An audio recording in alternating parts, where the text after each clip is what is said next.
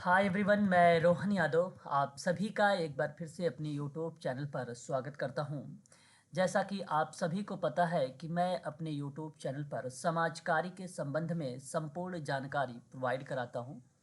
मेरे YouTube channel पर UGC net, MP set, DSSB social welfare officer और MP PSC की ऑनलाइन क्लासेस जो है प्रोवाइड कराई जा रही है और इस समय आप लोगों की सतत तरीके से जो क्लासेस हैं प्रतिदिन आपको प्रोवाइड कराई जा रही हैं।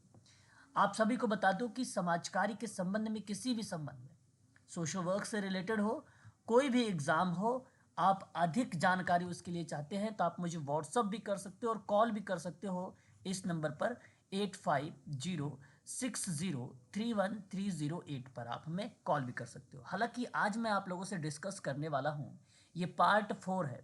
हम बात करेंगे पार्ट 4 के बारे में आज।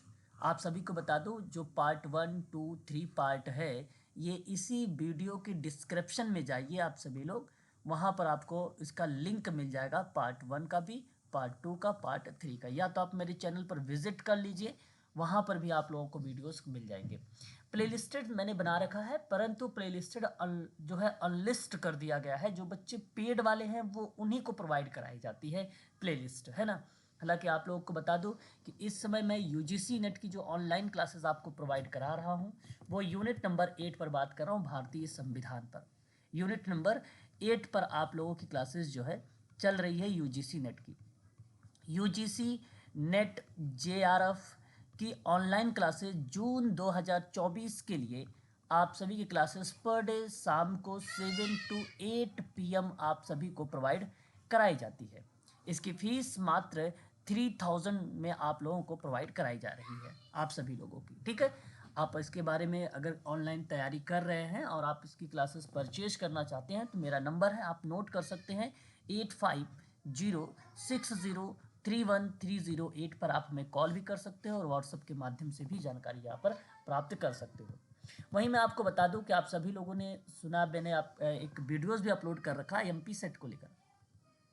अगर मैं आप सबसे बात करता हूं एमपी सेट सोशोलॉजी को लेकर, जहां पे इसके सहविषयों के रूप में आप कह लीजिए जो इसके अंतर्गत आते हैं वो 3 सब्जेक्टों को रखा गया है, जिसमें से एक तो समाजशास्त्र इन्वॉल्व है, दूसरा आपका इसमें मानव शास्त्र इन्वॉल्व है, तीसरा आप देखेंगे उसमें तो समाज कार्य इन्वॉल्व किया गया है। अब ये बात मैं आप सभी को आश्वस्त करा दूं कि एमपी सेट का जो एग्ज़ाम जून में नहीं हो सकता, जून प्लस भी चला जाए एमपी सेट का एग्ज़ाम, लेकिन परंतु ये जून 2024 में ही होगा एमपी सेट का एग्ज़ाम, जो एमपी पीएससी करा रहा है, एमपी पीएससी करवा रहा है। और ये एमपी सेट अगर आप क्रैक कर लेते हैं तो मध्य प्रदेश में जितनी भी वैकेंसियाँ निकलती है असिस्टेंट प्रोफेसर की समाज शास्त्र में या समाज कार्य मानव शास्त्र में, तो आप वहाँ पर अप्लाई कर सकते हैं। तो आप सभी को मैं ये बताना चाह रहा हूँ यहाँ पे कि सिलेबस आपका सोशल वर्क का फॉलो होगा। ठीक है, एमपी सेट में अगर मैं बात करूँ तो सिलेबस किसका फॉलो होगा, सोशल वर्क का, यूजीसी नेट का फॉलो किया जाएगा। ये बात आप सभी लोग ध्यान से सुन लीजिए। ठीक है, आप सभी को बता दूं यहाँ आप सभी की जो क्लासेस प्रोवाइड कराई जा रही हैं मात्र 3500 रुपये में आप लोगों की ये क्लासेस दी जा रही हैं। इसका रजिस्ट्रेशन भी स्टार्ट हो चुका है और आप सभी की क्लासेस 20 जो है मार्च से स्टार्ट कर दिया जाएगा। ठीक है, आज 17 मार्च है, 15 मार्च का आप सभी का नोटिफिकेशन आया था एमपी सेट का और 21 मार्च से आपका फॉर्म भरना स्टार्ट हो जाएगा। 20 मार्च को मैं थोड़ा सा आपका बेसिक कॉन्सेप्ट सारी चीज़ें बताऊंगा कि क्या कितने पेपर होंगे, क्या चीज़ें होंगी, ये सारी चीज़ें बताऊंगा। और 21 मार्च की आपकी सतत क्लासेस, पहली क्लासेस रहेगी, आप वहाँ से क्लासेस देख सकते हैं। इसकी फीस मात्र 3500 रुपये रखी गई है। वहीं अगर हम बात करते हैं तो DSSB सोशल वेलफेयर ऑफिसर की, इसकी जो क्लासेस चलती है मात्र 1000 रुपीज़ में आपको सारी चीज़ें पीडीएफ और नोट्स क्लासेस भी आपको प्रोवाइड कराए जा रहे हैं। इसके लगभग 5% सिलेबस रह गया है। ये भी आपका, अभी मैं इस समय 2019 का क्वेश्चन पेपर को सॉल्व करवा रहा हूँ, जैसे ही पेपर सॉल्व होगा ये 5% जो बचा हुआ सिलेबस में इसको कवर करा दूंगा आप लोगों का। फिर आप लोगों की केवल पर डे प्रैक्टिस ही ये क्लासेस आपको करवाई जाएंगी और टोटल जो क्वेश्चन होंगे समाजशास्त्र, अपराध शास्त्र और समाज कार्य से ही रिलेटेड आपके होंगे। ठीक है, वहीं अगर मैं बात करता हूँ तो एमपीपीएससी की, आप सभी को मालूम है एमपीपीएससी की क्लासेस का जो शेड्यूल रखा गया है दोपहर को रखा गया है और उस क्लास का टाइम है 1 to 2 PM रखा गया है। ये दोपहर की क्लास है एमपीपीएससी की। एमपीपीएससी और एमपी सेट अलग है, ध्यान रखिएगा। एमपीपीएससी जो है वो ये असिस्टेंट प्रोफेसर की है। आप लोगों ने यूजीसी नेट या एमपी सेट क्रैक कर चुके हैं और उसके आधार पे एमपीपीएससी का आपने फॉर्म भरा था। इसका एग्ज़ाम जून में होने वाला है, ये बात तय है। जून 2024 में इसका एग्ज़ाम है, ठीक है, एमपीपीएससी की। तो ये असिस्टेंट प्रोफेसर की ये भी क्लासेस चलती है। इसकी जो फीस रखी गई है मात्र 2000 रुपये रखी गई है, ठीक है। तो समाज कार्य की जितनी भी क्लासेस होती हैं वो मैं आप लोगों को प्रोवाइड कराता हूँ। आप लोगों को बता दो कि अगर अधिक जानकारी चाहते हैं तो ये मेरा नंबर है, इस नंबर पर आप संपर्क कर लीजिए 8506031308 पर, या तो आप डिस्क्रिप्शन में जाइए, पूरी डिटेल आपको वहाँ पर मिल भी जाएगी। चलिए हम बात करते हैं प्रश्न पत्रों पर। ये प्रश्न पत्र आप जो देख रहे हैं ये दिसंबर 2023 का प्रश्न है, ठीक है। 2024 की मैं ऑनलाइन क्लास चला रहा हूँ आप लोगों के लिए। तो जून 2024 में जो प्रश्न बनने वाले हैं कुछ इसी तरीके से बनेंगे। पार्ट 4 है ये। तो देखिए क्वेश्चन नंबर 101 से, सामाजिक सुरक्षा की आधुनिक संकल्पना की इमारत निम्न में से किस प्रकार के विचारों पर बनी है। सवाल आपको पता होना चाहिए कि सामाजिक सुरक्षा की आधुनिक संकल्पना है, ठीक है, इसकी इमारत बताइए कि किस प्रकार के विचारों पर बनी हुई है। क्वेश्चन नंबर 101 आपके सामने प्रस्तुत है। तो समाज के संरक्षण के लिए बनाया गया है और प्रायश्चित दंड से अधिक का सरोकार करने के लिए बनाया गया है, सामाजिक सुरक्षा और आधुनिक संकल्पना को लेकर। तो समाज के संरक्षण हेतु तो बनाया ही गया है, इसलिए आपका यहाँ पर पहला ही स्टेटमेंट जो जा रहेगा वो सत्य जाएगा। दूसरा आपसे कहता है कि अपराधी के सुधार हेतु प्रतिकारी दंड से अधिक की कामना करना, ये भी बेसिकली सामाजिक सुरक्षा की आधुनिक संकल्पना बनाई गई है। और सामाजिक सुरक्षा समस्या का पहले से अनुमान लगाने व निदान करने के प्रयास में बात की गई है, तो ये भी सामाजिक सुरक्षा का आधुनिक संकल्पना है। मनुष्य के साथ केवल मानवीय व्यवहार करना, ये गलत हो गया, यहाँ पर ये गलत हो गया। तो केवल ए बी सी आपका सही जाएगा और ऑप्शन नंबर आप पहले को यहाँ पे करेक्ट कर सकते हो। एक ट्रिक बना लीजिए आप सभी लोग, हालांकि मैं आप सभी को ऑनलाइन क्लासेस में बताता रहता हूँ हमेशा ट्रिक वगैरह। तो केवल जिस शब्द में आए वो ऑप्शन हमेशा हमेशा गलत होता है, ये बात ध्यान रखिएगा। क्वेश्चन नंबर नेक्स्ट बात करेंगे। क्वेश्चन नंबर 102 कहता है कि समाजीकरण एक सतत प्रक्रिया है और इसका परिणाम होता है सामाजिक नियंत्रण, सामाजिक अंतःक्रिया, व्यक्तित्व और सशक्तिकरण। ये आपके सामने दिया गया है। बेसिकली समाजीकरण एक सतत प्रक्रिया है, इसका परिणाम ना व्यक्तित्व होता है, पर्सनालिटी होती है। ऑप्शन नंबर आपका सी, यानी तो व्यक्तित्व का निर्माण ही तो होता है। ऑप्शन नंबर थर्ड यानी सी ऑप्शन आपका करेक्ट माना जाएगा। सामाजिक नियंत्रण सतत प्रक्रिया नहीं है और ना ही आप इसके परिणाम के रूप में कह सकते हो। सामाजिक अंतःक्रिया को भी परिणाम के रूप में नहीं दर्शा सकते हो, सशक्तिकरण को भी परिणाम के रूप में नहीं दर्शा सकते हो। लेकिन आप समाजीकरण की जब डेफिनेशन वगैरह पढ़ेंगे तो व्यक्तित्व तो आपको ऑटोमेटिक आपको उस परिभाषा में मिलती है और जो इसका परिणाम होता है। तो ऑप्शन नंबर आपका थर्ड सही होगा यहाँ पर, ठीक है। क्वेश्चन नंबर नेक्स्ट, अगले सवाल की तरफ रुख करेंगे। ये सवाल हमारे सामने आ गया है 103 नंबर का। समूह प्रोत्साहनों की हानियां क्या है, मतलब ग्रुप है उसके मोटिवेशन के आधार पे कहा गया कि इसकी हानि क्या क्या हो सकती है समूह में। 103 नंबर का सवाल। तो आप देखिए यहाँ पे कुछ, अब आजकल का एग्जाम आप सबको पता है कि किस तरीके से प्रश्न आते हैं। एक प्रश्न देता है उसके अंतर्गत कई पॉइंट्स मेंशन की गए थे। अब समूह प्रोत्साहन की हानियां अगर पता हो तो आप सवाल इसको कर पाओगे, अदरवाइज नहीं कर पाओगे, ठीक है। तो पहला कहता है प्रोत्साहन प्रयोजन की पूर्ति में पर्याप्त रूप से सशक्त नहीं हो सकता है। सवाल ये कह रहा है कि समूह प्रोत्साहनों की हानियां क्या है। तो प्रोत्साहन प्रयोजन की पूर्ति में पर्याप्त रूप से सशक्त नहीं हो सकता है, यह हानि है। हमें आइडेंटिफाई करनी है हानि के बारे में।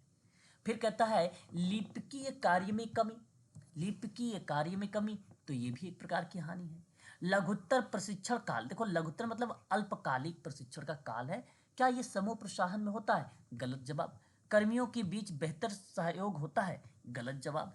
सक्षम कार्यकर्ता को अक्षमता के लिए दंड किया जाता है, जो सक्षम कार्यकर्ता है उसको अक्षमता के लिए दंड किया जाता है, क्या ये ग्रुप प्रोत्साहन की हानियां हैं? नहीं। तो मैं आप लोगों से कहूंगा कि 1 और 2 यहाँ पर मैंने केवल लगाया है, तो केवल ऑप्शन ए और बी देखेंगे तो पहले ऑप्शन में आ रहा है, इसलिए पहला ही ऑप्शन आपका करेक्ट हो जाएगा, ठीक है, ये बात ध्यान रखिएगा। अगले सवाल की तरफ रुख करेंगे। Question number 104।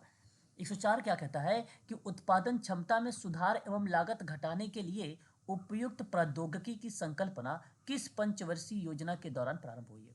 पंचवर्षीय योजना इंपॉर्टेंट क्लास है, इसको आपको ध्यान रखना है क्योंकि ये दूसरा सवाल दिसंबर 2023 में मिल रहा है पंचवर्षीय योजना से संबंध में। और प्रश्न हमारे सामने उत्पादन क्षमता में सुधार करना और लागत घटाने के संबंध में है। तो क्वेश्चन नंबर 104 का सही जवाब सप्तम पंचवर्षीय योजना के दौरान उत्पादन क्षमता में सुधार एवं लागत घटाने के लिए उपयुक्त प्रौद्योगिकी की संकल्पना का प्रारंभ किया गया था, यानी स्टार्ट हुआ था। ऑप्शन नंबर थर्ड आपका सही हो जाएगा, सप्तम पंचवर्षीय योजना। क्वेश्चन नंबर नेक्स्ट, अगला सवाल हमारे सामने कह रहा है कि निम्नलिखित में से, ठीक है, निम्नलिखित में से विश्व के किस देश ने उद्योगों के सामाजिक उत्तरदायित्व मतलब CSR की भूमिका बन रही है कि अनिवार्यता हेतु विधान पारित किया था? क्वेश्चन नंबर 105 का सही जवाब क्या होना चाहिए? तो वो भारत होगा। मैं आप लोगों को अभी हाल ही में यूनिट नंबर 9 का ये क्वेश्चंस दिया गया है और मैं आपको पढ़ा चुका हूँ यूनिट नंबर 9 और 10, और सही जवाब आपको लिखवाया भी है जहाँ पे भारत आप लोगों ने लगाया भी है। ठीक है, उद्योगों के सामाजिक उत्तरदायित्व का, ठीक है, अनिवार्यता किस विधान में पारित हुआ है, किया गया, तो विश्व में किस देश ने किया है? तो वो भारत ने किया है। आपका सही जवाब ऑप्शन नंबर आपका जो यहाँ पर माना जाएगा वो फोर्थ ऑप्शन आपका करेक्ट होगा। ठीक है, अगले सवाल की तरफ रुख करेंगे। क्वेश्चन नंबर 106 आपको मैच करना है कार्य विश्लेषण, कार्य मूल्यांकन, कार्य विशिष्टीकरण, कार्य विवरण। कार्य विश्लेषण को क्या कहना उचित समझेंगे? कार्य विश्लेषण को बेसिकली अगर हम बात करें किसी कार्य के विषय में सूचना संग्रहित करने की प्रक्रिया को कार्य विश्लेषण कहते हैं। ठीक है, ये बात जरूर ध्यान रखिएगा आप सभी लोग। उसके बाद हम बात करते हैं यहाँ पर तो कार्य मूल्यांकन। कार्य मूल्यांकन क्या होता है? समुचित वेतन दर की निर्धारित हेतु किसी संगठन के एक कार्य की दूसरी कार्यों की तुलना को लेकर। यह आपकी दूसरा। कार्य विशिष्टीकरण किसको कहते हैं? कार्य विशिष्टीकरण होता है किसी कार्य को करने के लिए आवश्यक मानवीय योग्यता का विवरण। ठीक है, आपका पहला। कार्य विवरण क्या होता है? ये एक उपकरण जो किसी पद के टास्क मतलब कार्य होता है, कर्तव्य प्रकारों और दायित्वों का वर्णन करता है। ये आपका कार्य विवरण होता है, यानी डिस्क्रिप्शन होता है। तो सही जवाब जो गया है वह ऑप्शन नंबर आपका थर्ड यहाँ पर सत्य माना जाएगा। ठीक है, नेक्स्ट सवाल की बात करेंगे। अगले सवाल हमारे तरफ आ रहा है और ये भी ध्यान रखेंगे क्वेश्चन नंबर हमारे सामने 107 नंबर का है। क्वेश्चन नंबर 107 आपके सामने क्या बता रहा है? कह रहा है कि निम्नलिखित में से किसे रक्षा तंत्र माना गया है? किसे रक्षा तंत्र माना गया? आप सबको पता है कि रक्षा तंत्र का जो कॉन्सेप्ट है वो कौन है? सिगमंड फ्रायड है 107 में। तो यहाँ देखो अस्वीकृति है, आनंद है, व्यक्तिकरण है ना, ध्यान रखिएगा 107 में। और आपके अगर हम बात करते हैं तो युक्तिकरण है और विस्थापन है, क्षतिपूर्ति भी है। ठीक है, तो मैं आप लोगों से कहूँगा कि आप सभी लोग आनंद को छोड़ दीजिए, आनंद छोड़ दीजिए। बाकी देखिए अस्वीकृति आपको मिल जाएगी यहाँ पर, यह आनंद को छोड़ दीजिए, और युक्तिकरण भी मिल जाएगा, विस्थापन मिल जाएगा, क्षतिपूर्ति मिल जाएगा। तो यानी ए, सी, डी और ई, ये वाला ऑप्शन आपका करेक्ट जाएगा। तो क्वेश्चन नंबर 107 का सही ऑप्शन जो जाएगा ए सी डी ई। ए सी डी ई जो देखेंगे तो ऑप्शन नंबर आपका थर्ड मिल रहा है और थर्ड वाला ऑप्शन यहाँ पर करेक्ट हो जाएगा। ठीक है, अगले सवाल की तरफ रुख करेंगे। तो इसी तरीके के क्वेश्चंस को हमें सॉल्व करना होगा। क्वेश्चन नंबर 108 क्या कह रहा है? कह रहा है कि समूह कार्य हमेशा, ठीक है, क्या कह रहा है? समूह कार्य हमेशा दो तरह की गतिविधियों पर ध्यान केंद्रित करता है। ठीक है भाई, अच्छी बात है। और अच्छी बात क्या, ये तथ्य है, ये दो तरह के गतिविधियों पर शामिल है। एक तो कार्यक्रम है, दूसरा समूह के सामाजिक संबंध है। ये दोनों की बात स्टेटमेंट सत्य माना जाएगा। फिर जो कार्यक्रम की गतिविधियों में समूह, जो देखो ये तो कार्यक्रम है वाला ये दर्शाया। ठीक है, कहा कि कार्यकर्ता सदस्यों के परस्पर अन्योन्य क्रियाओं में मार्गदर्शन देता है ताकि वे दूसरों के साथ जुड़ सके और विकास के अवसरों का अनुभव कर सके। यानी व्यक्ति और समाज जो है अन्योन्य क्रिया होते हैं, परस्पर होते हैं, एक दूसरे पर आश्रित होते हैं, है ना, पूरक है। तो ये दोनों स्टेटमेंट आपका करेक्ट है, यहाँ पर दोनों सत्य है। इसलिए आपको हमें जो विकल्प चुनना था, सही उत्तर का चुनाव करना था। ऑप्शन नंबर आप देखिए पहले में कथन 1 और कथन 2 दोनों सही है, पहला सही चला जाएगा 108 का। Question number next, question number 109 क्या करता है?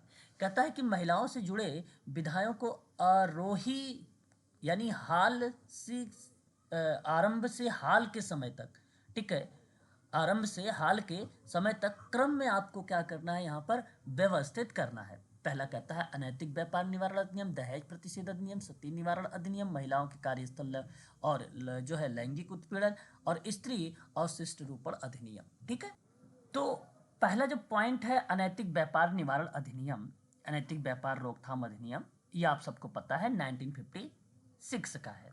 ये आप लोगों को मैंने पहले भी इसके बारे में पढ़ा भी चुका हूँ। उसके बाद आप लोगों ने पढ़ा है दहेज प्रतिषेध अधिनियम के बारे में 1961 में, 1961 में, ठीक है। लेकिन अगर मैं आप लोगों से बात करता हूँ यहाँ पर स्त्री अवशिष्ट रूपण अधिनियम, तो आप लोग क्या बताते हैं? स्त्री महिलाओं का अवशिष्ट रूपण अधिनियम है, तो आप लोग कहते हो 1986 में, ठीक है। आरोही क्रम में आपको दर्शाना है। तो आप देखिए अभी तक आप अगर मैं बात करूँ तो पहला पॉइंट सही गया है, फिर आपका यहाँ पर दूसरा पॉइंट सही गया, फिर आपका यहाँ पर ई वाला पॉइंट आपका सही गया है, ठीक है। इस बात को आप ध्यान में रखिएगा। लेकिन जब मैं बात करता हूँ सती निवारण अधिनियम के बारे में, तो आप क्या बताते हो? 1986 में अगर ये आया है तो ये आया है 1987 में, तो आप क्या करोगे? सी वाला लगा दोगे। और फिर आप यहाँ पर महिलाओं का, ठीक है, महिलाओं का लैंगिक उत्पीड़न और निवारण प्रतिषेध या प्रतितोष एक अधिनियम है जिसको आप लोग 2013 का नाम देते हैं, ठीक है। तो हाल के समय में आ गया, हाल के समय में लास्ट में आया है, तो वो डी आया है 2013 का। तो सही option A B E C D, तो A B E C D, तो ऑप्शन नंबर आपका पहला यहाँ पे करेक्ट हो जाएगा।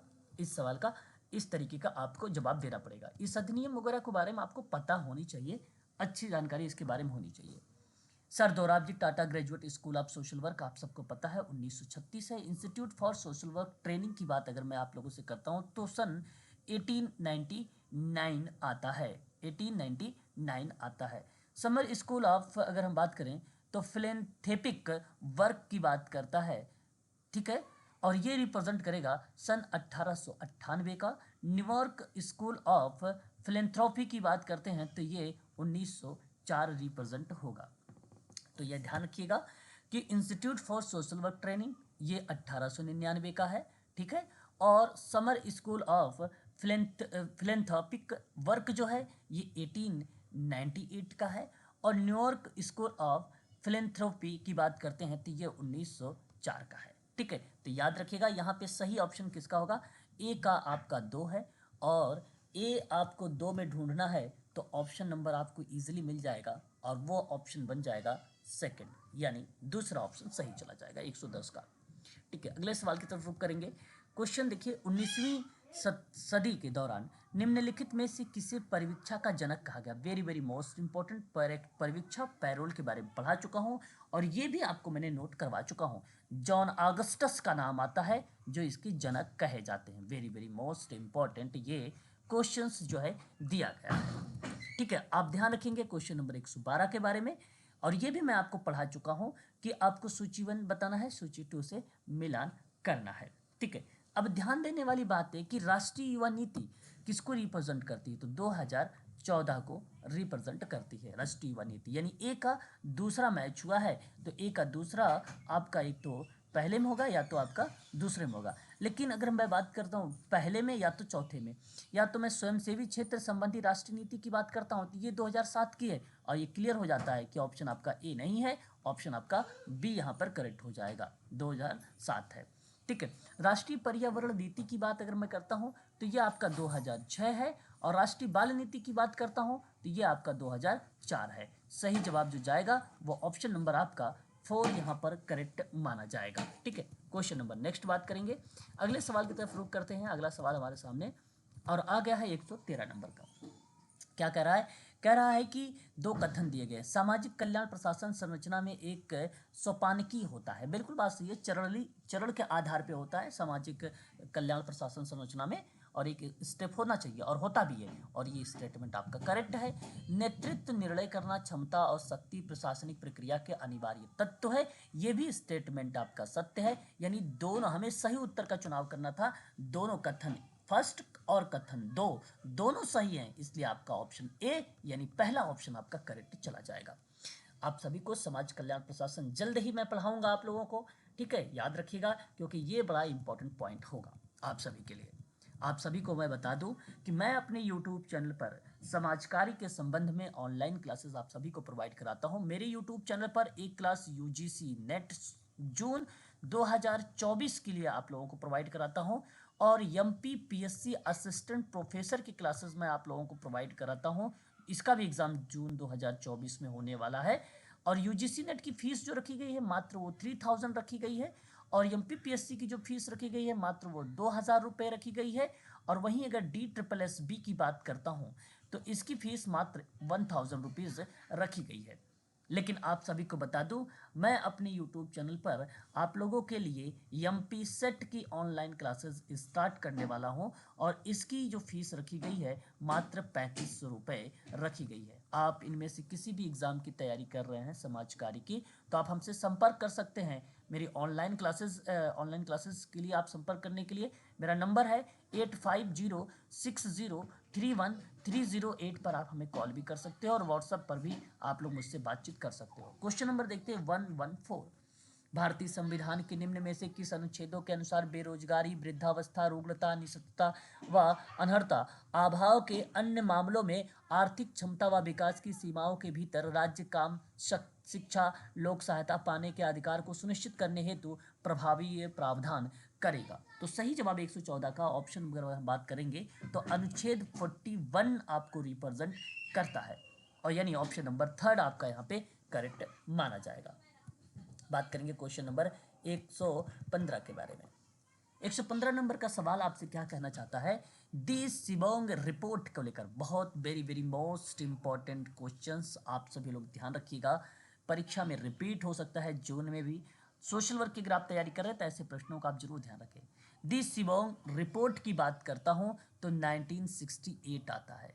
स्टेट बोर्ड ऑफ चैरिटी की बात करता हूं तो 1863 आता है। नोट करा करें आप सभी लोग कापी पर।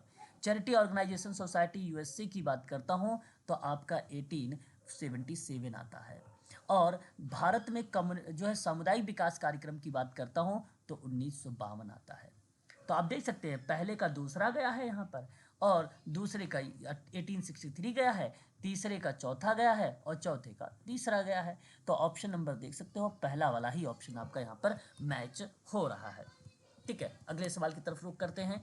अनुसंधान की प्रणाली संबंधी चरणों को सही अनुक्रम में दर्शाना है। अनुसंधान यानी रिसर्च की प्रणाली में आपको स्टेप मैंने आपको पहले भी बता रखा है, PhD कैग करके मैं आप लोगों को एक ट्रिक बताया है। उन ट्रिक अगर याद है तो आप आसानी से इस सवाल को भी बता सकते हैं, इसका करेक्ट जवाब क्या होना चाहिए। ठीक है, अब देखिए स्टेप आपको अगर पता है तो आप सही तरीके से इन चीज़ों को ऑप्शन में लगा सकते हैं। जैसे सबसे पहले क्या है, तो यहाँ पे अनुसंधान दृष्टिकोण सबसे पहले स्टेप आता है। पहले जो स्टेप बनता है यह आपका अनुसंधान का दृष्टिकोण बनता है। पहले उसका परिप्रेक्ष्य या पॉइंट ऑफ व्यू होना चाहिए। फिर अनुसंधान की डिज़ाइन आपकी बनाई जाती है। ठीक है, अनुसंधान की डिज़ाइन बनाई जाती है। तत्पश्चात अगर मैं बात करता हूँ तो डेटा का फिर उसके बाद प्रतिदर्श डिज़ाइन किया जाता है। प्रतिदर्श की डिज़ाइन, तो यानी पहले E आएगा, फिर D आएगा, फिर A आएगा। तत्पश्चात जब से डिज़ाइन हो जाता है तो फिर डेटा का कूटबद्ध किया जाता है, यानी C आएगा। फिर उसके बाद आपका C आएगा, और लास्ट में क्या होगा, डेटा विश्लेषण होगा। तो आप ढूंढिए जरा ऑप्शन में कहीं है कि EDACB ऑप्शन नंबर 4 में दिया गया है। आप इस ऑप्शन का 4 जवाब दे सकते हैं। क्वेश्चन नंबर नेक्स्ट हमारे सामने है, और प्रश्न है 117 नंबर का। 117 क्या कहता है आपसे, कहता है कि DSM-5 का अर्थ बताइए, मतलब फुल फॉर्म बताना है DSM-5 का। DSM का मतलब आपको पता होना चाहिए। अगर हम बात करते हैं diagnostic and statistical manual of mental disorder होता है, या आप डायग्नोस्टिक भी इसी को कहा जाता है। तो diagnostic and statistical manual of mental disorder 5th के नाम से ये जाना जाता है। आजकल यही चल भी रहा है 5th वाला ही, DSM-5 वाला। ठीक है, इस बात को आप ध्यान रख सकते हैं। क्वेश्चन नंबर 118 नंबर का है, और ये सवाल आपके सामने दिया गया है सामाजिक नीति के बारे में। अब सामाजिक नीति आपको पता है तो आप इस सवाल का जवाब दे सकते हो आसानी से। ठीक है, तो मैं आप लोगों से कहूँगा कि एक तो देखिए युक्ति संगत लक्ष्य होता है सामाजिक नीति में, सुविचारित लक्ष्य होता है, सुव्यक्त लक्ष्य होता है, अंतर्निहित लक्ष्य होता है, सहायक लक्ष्य नहीं होता है सामाजिक नीति, है ना। तो सामाजिक नीति सहायक लक्ष्य नहीं माना जाता है। ठीक है, ये बात ध्यान रखिएगा। तो 118 में आप देख लीजिए जहां पर ई ना हो, और केवल ऑप्शन नंबर ए में नहीं है, इसलिए आपका पहला ऑप्शन यहाँ पर करेक्ट हो जाएगा। ठीक है, पहला वाला ऑप्शन आपका सत्य माना जाएगा। ठीक है, आगे बात करते हैं, अगले सवाल की तरफ रुख करेंगे। अगला सवाल कहता है 119 नंबर का सवाल हमारे सामने प्रस्तुत हुआ है। अब यहाँ पर 119 में क्या कहा गया है, भारत के संविधान में निम्न में से कौन सा जीवन की गारंटी का अधिकार देगा। जीवन की गारंटी, संपूर्ण पर्यावरण का अधिकार को बिल्कुल देना चाहिए, ये सत्य बात है आपकी। फिर संपत्ति का अधिकार तो हटा दिया गया है, फिर संपत्ति का अधिकार तो हटा गया, फिर मानवीय प्रतिष्ठा सहित जीवन के अधिकारों की बात करेगा, यानी आपका ए हो गया, सी हो गया। फिर उसके बाद आप देखिए मृत्यु का अधिकार हटा दीजिए भैया, निजता का अधिकार है यानी ई वाला। तो मैं आप लोगों से कहूंगा कि ए सी ई ढूंढ लीजिए, और ए सी ई ऑप्शन नंबर आपका सेकंड में है, और सेकंड ऑप्शन आपका यहाँ पे करेक्ट हो जाएगा। क्वेश्चन नंबर नेक्स्ट 120 नंबर का सवाल, सामाजिक क्रिया को सामाजिक कार्यकर्ता द्वारा सामाजिक रूप से वांछनीय माने जाने वाले उद्देश्यों की प्राप्ति के लिए शिक्षण, प्रचार, अनुनय तथा दबाव के माध्यम से प्रचलित सामाजिक प्रथाओं और दशाओं में परिवर्तन लाने और परिवर्तन को रोकने के प्रयासों के रूप में परिभाषित किया जा सकता है। यह परिभाषा किसने दे दी थी, यह परिभाषा किसने दी थी, तो ऑथर डनहम ने दिया था सन 1958 में, 1958 में। ठीक है, इस प्रश्न का सही जवाब ऑप्शन नंबर आपका पहला करेक्ट हो जाएगा। ठीक है, यदि आप समाजकारी में यूजीसी नेट की तैयारी कर रहे हैं, या आप एमपी सेट की तैयारी कर रहे हैं जो एमपीपीएससी के माध्यम से 2024 में होने वाला है, और इसका विज्ञापन 15 मार्च को आया है, आज 17 मार्च है यानी परसों की डेट में ये आया है। 21 मार्च से इसका फॉर्म भरा जाएगा, 21 मार्च 2024 से फॉर्म इसका भरा जाएगा, याद रखिएगा। और अगर मैं आप लोगों से बात करूं तो DSSB की सोशल वर्क में अगर आप ऑनलाइन तैयारी कर रहे हैं, या आप एमपीपीएससी की असिस्टेंट प्रोफेसर की तैयारी अगर आप कर रहे हैं, तो उसके लिए आप हमसे संपर्क कर सकते हैं। मैं अपने यूट्यूब चैनल पर ऑनलाइन क्लासेस प्रोवाइड कराता हूं। मेरा नंबर नोट करें आप सभी लोग, 8506031308 पर आप हमसे संपर्क कर सकते हैं, व्हाट्सएप के माध्यम से भी और कॉल के माध्यम से भी। आज के लिए बस इतना ही।